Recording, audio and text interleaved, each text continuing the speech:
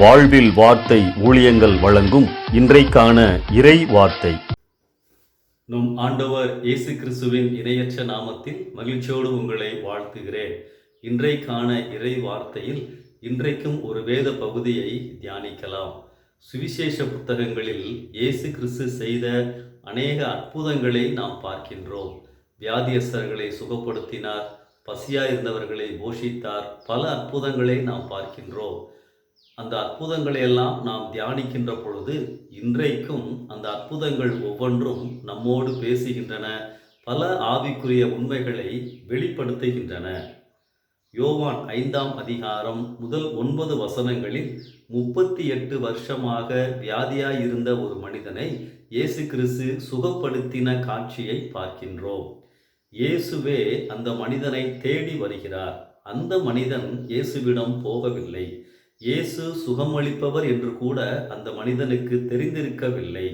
தான் சுகமடைய முடியாததற்கான காரணத்தை விளக்குகிறார்.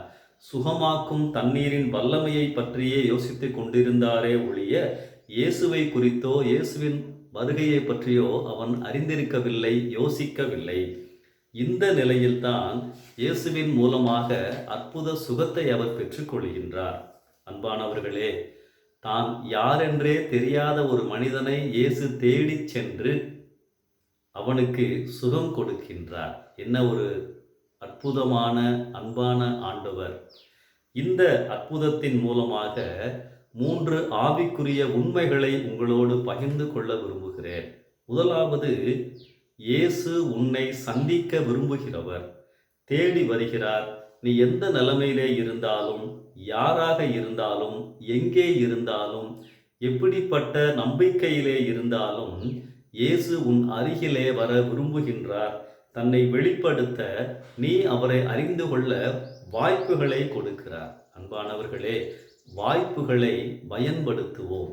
இரண்டாவதாக, இயேசு எப்பொழுதுமே நண்பர்கள் இல்லாதவர்களுக்கும் நண்பர், பிறரிடமிருந்து உதவிகள் பெற முடியாதவர்களுக்கும் நண்பர். அந்த மனிதனுடைய வார்த்தைகளை கவனியுங்கள். எனக்கு யாருமே இல்லையே என்று அவன் கூறுகிறான். தனியாக 38 வருடங்கள் துணையின்றி, உதவி செய்ய ஆளின்றி இருந்த மனிதனை பார்த்து ஆண்டவர், உனக்கு நான் இருக்கிறேன், கவலைப்படாதே என்று கூறுகிறார். என்ன ஒரு அன்புள்ள ஆண்டவர்!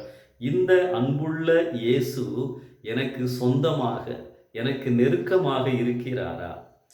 இதை கேட்கின்ற என் அருமையான சகோதரனே, சகோதரியே, எனக்கு யாரும் இல்லையே, உதவி செய்வதற்கு ஆள் இல்லையே, எங்கிருந்து எனக்கு ஒத்தாசைகள் வரும் என்று தவிப்போடு இருக்கிறீர்களா?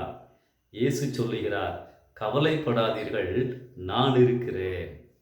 மூன்றாவதாக நாம் என்ன பார்க்கின்றோம்? இயேசு என் சூழ்நிலைகளை மாற்றுகிறவர்.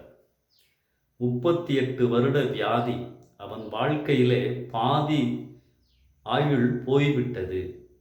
பழகி போயிருந்திருப்பான், நம்பிக்கை இல்லாமல் இருந்திருப்பான். ஆனால் ஒரு நொடியில் அந்த வியாதியை ஆண்டவர் மாற்றுகிறார். ஆம், இயேசுவினுடைய வல்லமைக்கு முன் யாரும் எதுவும் நிற்க முடியாது. அந்த மனிதனுக்கு விசுவாசம் இல்லாத போதிலும் இயேசு அவனை குணமாக்குகிறார். இயேசு யாரென்றே அவனுக்கு தெரியாது. தன்னை சுகமாக்கும்படி கூட அவன் வேண்டிக் கொள்ளவில்லை. ஆனாலும் இயேசுவின் வல்லமை வெளிப்பட்டதென்றால், அவரை அறிந்த நாம், நம் மத்தியில் எத்தனை முறை நாம் அவரை ஓயாமல் வேண்டிக் கொள்ளும் மக்களுக்கு அவர் எவ்வளவு அதிகமாய் கிரியை செய்ய முடியும். அவன் ஜெபிக்கவே இல்லை, ஆனால் நாம் எவ்வளவாய் ஜெபிக்கிறோம். கண்டிப்பாக ஆண்டவர் அவனுடைய சூழ்நிலையை மாற்றினதைப் போல நம்முடைய சூழ்நிலைகளையும் மாற்றுவார். எப்படிப்பட்ட நிலைமையிலே இருந்தாலும் கர்த்தர் உதவி செய்வார். படுக்கையை எடுத்துக்கொண்டு நட என்று சொன்னால் கீழ்ப்படிய வேண்டும். சந்திப்பார், உடன் இருப்பார், மாற்றுவார். அன்பானவர்களே, நானும் இப்படி சொல்ல முடியும். கர்த்தர் எனக்கு சகாயர், நான் பயப்படேன். இந்த சிந்தனையோடு இந்த நாளை ஆரம்பிப்போம். கர்த்தர் உங்களை ஆசீர்வதிப்பாராக. ஆமென்.